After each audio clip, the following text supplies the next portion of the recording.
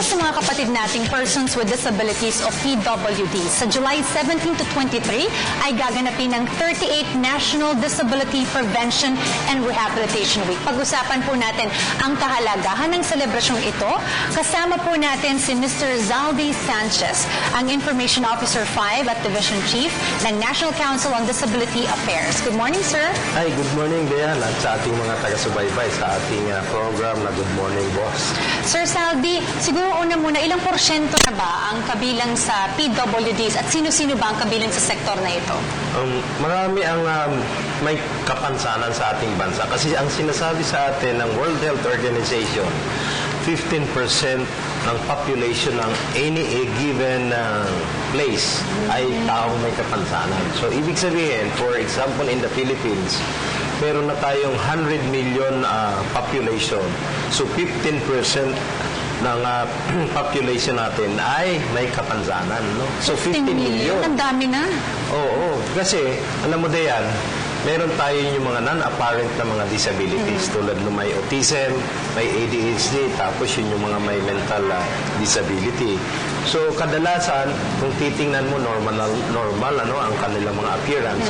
Pero, meron silang disorder na iba ang kanilang ginagawa or ang kanilang makikisalamuha sa kapwa-tao.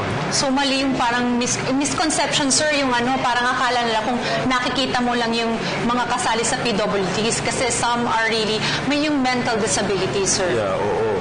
So, ang kadalasan na nakikita natin, yung mga blind, yung mga orthopedically handicapped, yung mga pilay na gumagamit ng wheelchair, ng mga crutches, kaya yung mga putol yung mga upper and lower limbs nila. No? So, hindi lang po yun. Kasi mas marami yung mga non-apparent na may disabilities ngayon. Lalo na yung mga may autism. No? Ang ratio na ngayon, Dayan, at sa malaman ng ating sambayanan, napakataas po ang ratio now is 1:68 sa Pilipinas. No? At sa Korea, mas mataas, 1:35. No? So, ibig sabihin, for every 38 na tao, ang isa doon ay merong autism. Dapat nga, may mga kampanya nga po ngayon na bring into light yung mga mental illnesses. Sir, pag-usapan naman natin yung mga rights and privileges na mga kabilang sa PWD sector. Ang Magna Carta for Disabled Person. Ano po ba ang mga pribilehiyo ng ating mga kapatid na PWDs? Actually, Dayan, mayroon tayong 7 rights and privileges sa Magna Carta, yung Republic Act 7277. Una, right to employment. So, kailangan ang mga government agencies natin kasama ang mga private companies dapat mag-hire ng mga persons with disabilities. Mandatory po yan. Tapos, right to education. Ngayon, ang ating government, mayroon tayo sa basic education yung mga special education centers ng Department of Education. Tapos doon sa mga tertiary naman, inclusion doon sa mga regular classes, yung mga tertiary students with disabilities. And then yung right to health naman, kailangan mo yung mga disability prevention campaign natin. So, babakunahan ang mga bata. Tapos yung newborn screening, newborn hearing screening, ginagawa yan. Tapos yung right to auxiliary social services. So, ginagawa ng DSWD, namimigay sila ng mga wheelchair, mga crutches, etc. Tapos yung right to telecommunication, Dayan, sana mayroon tayong nag-i-interpret dito. Habang ini-interview mo. Oo nga. Para yun ay requirement din doon sa Magna Carta natin. Tapos yung right to accessibility. Ano po yung mga accessibility na nakikita natin? Yung mga ramps. Mayroon mga ramps ang ating mga buildings, mga establishments. Tapos mayroon mga signages. Yung nakaupong tao, that is the symbol of international access. Tapos yung pampito dyan, yung civil and political rights. So, ibig sabihin yan, pwedeng magkandidato during election time, pwedeng bumoto ang mga taong may kapansanan during election time. Yan, dapat alam ninyo ang inyong mga karapatan at pribilehiyo. So, dapat ba lagi may pinapakita kang PWD ID para ma-avail mo itong privileges na ito? Iyon ang kondisyon ng pag-avail ng mga 20% discount doon sa mga establishments. Kasi lalo na yun, nabanggit ko na yan kanina, kung ikaw, halimbawa, titingnan mo, kunwari may autism ka, normal na normal ang appearance mo. Pero magdududa rin yung establishment. Sabi, normal ka naman wala naman ako nakikitang kapansanan, hindi ka naman pilay.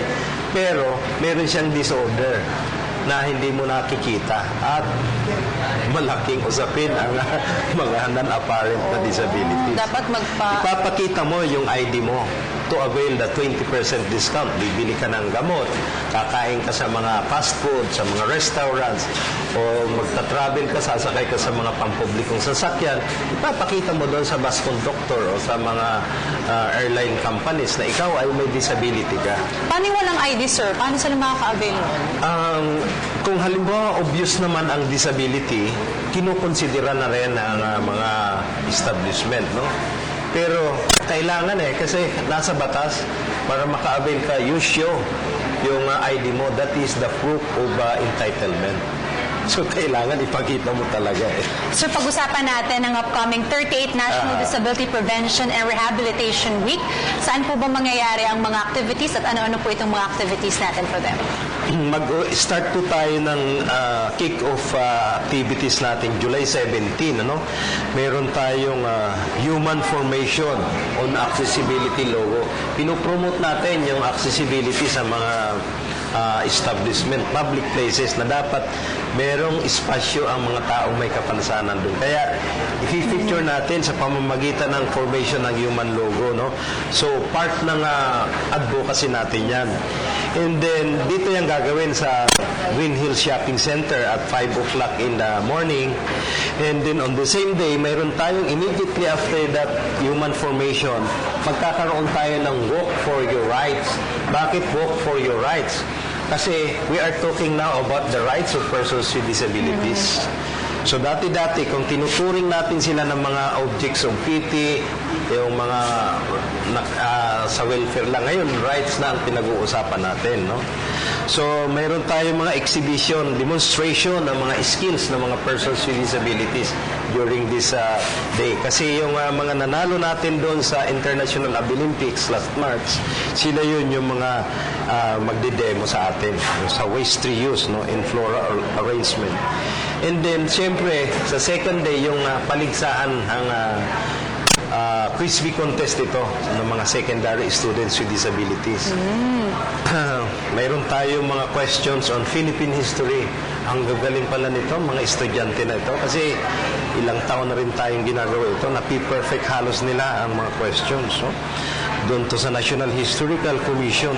At mayroon tayong mga products, exhibit ng mga persons with disabilities. Dito yan sa Quezon City Hall. Actually, nag-start na po ito noong July 4 pa. No? And then, yung Therafree. Ano ito, sir?